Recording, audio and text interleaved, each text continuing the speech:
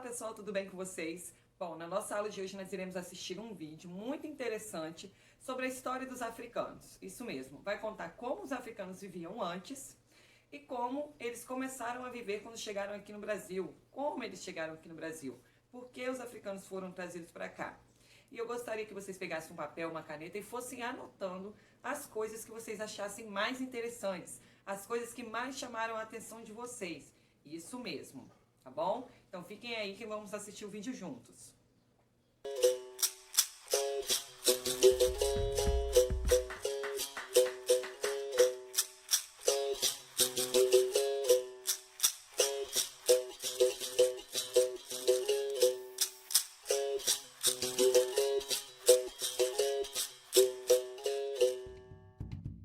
Até recentemente, muito pouco era estudado sobre a história da África, normalmente reduzida à antiguidade aos egípcios. Porém, o crescimento do interesse e importância desse continente jogou luzes sobre a esquecida África subsaariana. Cercados por florestas, savanas, montanhas, o mar e o deserto, e convivendo com uma rica fauna, esses africanos viviam em pequenos reinos, muito parecidos com as cidades-estado da antiguidade.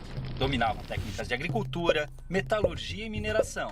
Cultuavam diversos deuses e a natureza, acreditando num deus maior e criador, que variava de nome entre as tribos. Evitavam guerras, estreitando laços através do casamento. Porém, quando o conflito era inevitável, não visava a expansão territorial. Com a exploração europeia da costa da África, os nativos começaram a ser capturados e enviados como escravos para a Europa. A rota do tráfico negreiro mudou a partir da colonização do Novo Mundo, e o comércio de seres humanos atingiu grandes proporções pela necessidade de mão de obra nas novas terras. Os portugueses dividiam os africanos em três grandes grupos: os sudaneses, os guinenos sudaneses muçulmanos e os bantus, todos representando uma determinada região do continente e tendo destinos diferentes. O Brasil recebeu cerca de 40% de todos os escravos africanos trazidos para a América, já que demandavam mão de obra para trabalhar em suas culturas de cana-de-açúcar no Nordeste, no ciclo de ouro em Minas Gerais e nas lavouras de café do Rio de Janeiro no século XIX. O transporte desses povos, amontoados nos porões dos navios negreiros, era feito em condições desumanas, e muitos acabavam morrendo na travessia marítima, tendo seus corpos jogados ao mar.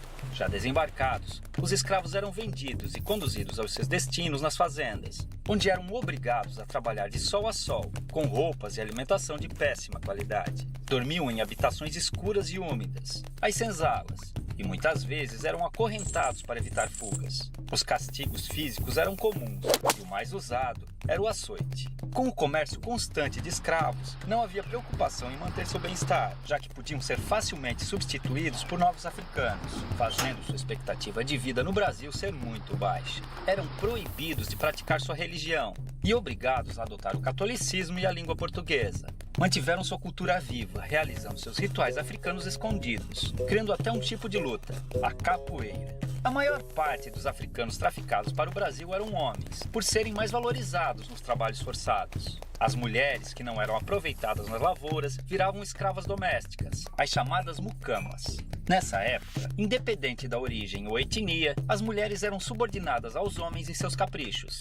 A mulher negra e escrava vivia situação ainda mais degradante, sendo colocada como mero objeto sexual do homem branco. A miscigenação entre africanos, europeus e indígenas foi ponto-chave na constituição da população brasileira. As revoltas eram muito comuns nas fazendas, fazendo com que grupos de escravos organizados fugissem e formassem nas florestas os famosos quilombos, onde viviam em liberdade em comunidades similares às que existiam na África. Alguns escravos também conseguiram comprar sua liberdade adquirindo sua carta de alforria. Com o constante crescimento do sentimento abolicionista, o fim da escravidão era questão de tempo. Infelizmente, apesar de promover sua liberdade jurídica, a abolição não garantiu condições de vida dignas para os ex-escravos. A realidade que encontraram foi cruel, pois não possuíam moradia, condições econômicas ou assistência do Estado, fazendo muitos negros passarem por dificuldades após a liberdade.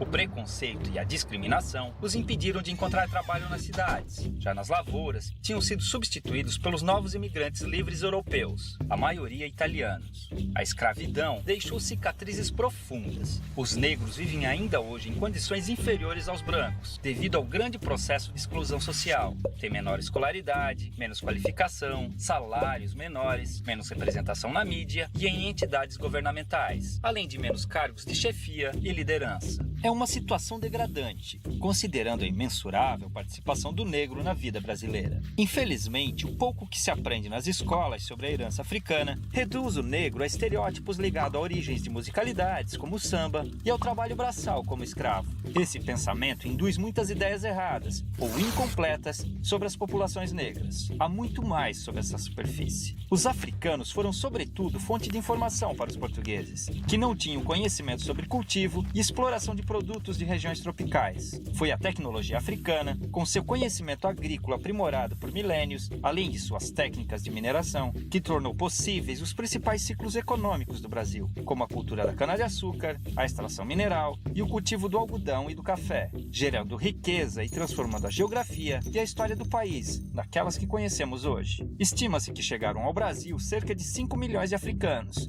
entre os anos de 1500 e 1850, de um total de 6 milhões que deixaram forçados a África com destino ao país. É uma vergonha que ainda hoje seus descendentes passem por diversos tipos de privações e violências, em um país cuja colonização africana foi muito maior que a europeia. Felizmente, graças à luta do movimento negro, diversas injustiças históricas estão sendo corrigidas, vislumbrando um futuro de esperança, inclusão e igualdade para um povo que sangra, mas resiste.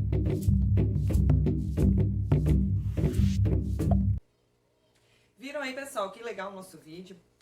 Vocês viram que os negros, os africanos, por muito tempo eles ficaram presos contra a vontade deles. Isso mesmo. E vocês sabiam que hoje nós temos direito à liberdade? Isso significa que eu posso ir e vir aonde eu quiser. E vocês viram que muitos e muitos anos os negros, os africanos ficaram impedidos de fazer o que eles queriam. Eles ficaram presos, eles foram trazidos para o Brasil sem a vontade deles e ainda por cima foram escravizados.